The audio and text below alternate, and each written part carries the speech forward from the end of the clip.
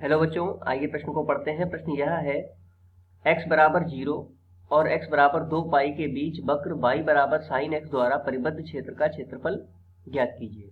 आइए सर्वप्रथम प्रश्न की मुख्य अवधारणा को जान लेते हैं। मुख्य अवधारणा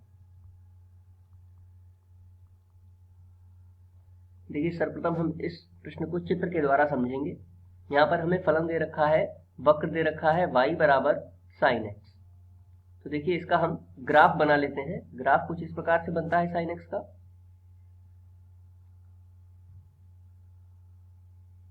इस प्रकार से,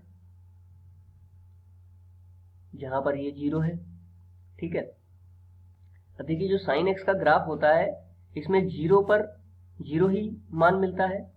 यह बिंदु मान लेते हैं कि ये 1 है, तो ये बिंदु कहां पर आएगा? पाई बटे 2 पर इसकी मान 1 होगा। फिर पुनः पाई पर ये 0 हो जाएगा। फिर 3 पाई बटे 2 पर ये -1 हो जाएगा, ये -1 हो गया, तथा 2 पाई पर पुनः ये 0 हो जाएगा। तो इस प्रकार साइन एक्स का ग्राफ कुछ इस तरह से चलता है। अब हमें इसके द्वारा परिबद्ध क्षेत्र का क्षेत्रफल ज्ञात करना है। तो इसके द्वारा परिबद्ध क्षेत्र का क्षेत्रफल कौन सा होगा? ये और ये। तो इस प्रकार के प्रश्न को हम किस प्रकार से हल करते हैं? देखिए, यदि हमें इसका क्षेत्रफल ज्ञात करना है तो क्षेत्रफल को a से प्रदर्शित करते हैं और वो बराबर होता है समाकलन y dx के बराबर। तो आइए इस अवधारणा के आधार पर प्रश्न को हल करते हैं। प्रश्न में दिया गया फलन हो जाएगा sin x dx। इसका हमें समाकलन करना होगा, ठीक है।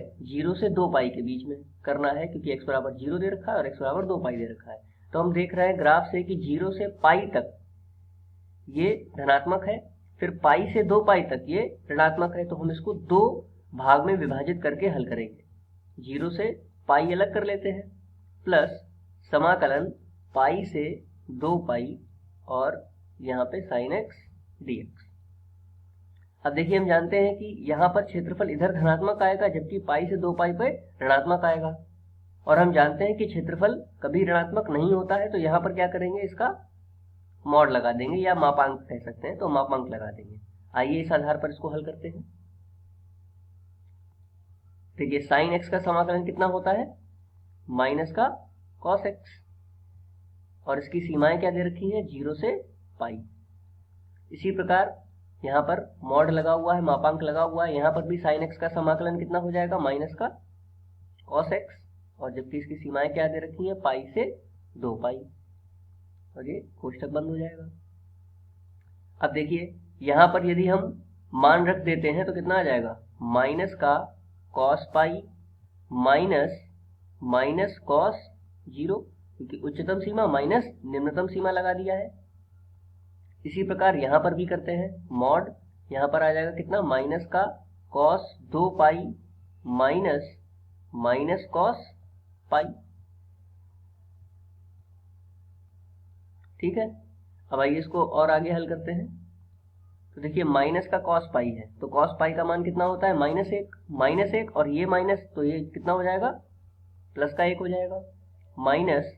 माइनस प्लस कॉस 0 का मान 1, तो यहाँ पर आ गया 1 प्लस 1, प्लस मॉड। यहाँ पर देखिए, माइनस का कॉस 2 पाई, तो कॉस 2 पाई का मान कितना होता है? 1 होता है। तो 1 और माइनस पहले से है, तो यहाँ हो जाएगा -1। यहाँ पर देखिए, माइनस माइनस प्लस हो जाएगा, तो यहाँ पर लिख देते हैं प्लस। और कॉस पाई का मान कितना होता है? कॉस पाई का मान होता है -1, तो यहाँ पर हो जाएगा -1। अगले प्रश्न पर लिख लेते हैं इसको। 1 प्लस 1 कितना हो गया? 2। 1 प्लस 1 2 प्राप्त हो गया, प्लस मॉड में कितना है? -1।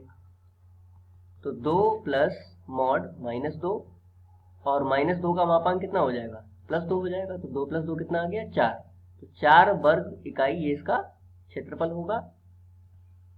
मुख्य अवधारणा के आधार पर यह दिए गए प्रश्न का उपयुक्त उत्तर है। आशा करते हैं आपको समझ में आया होगा। धन्यवाद।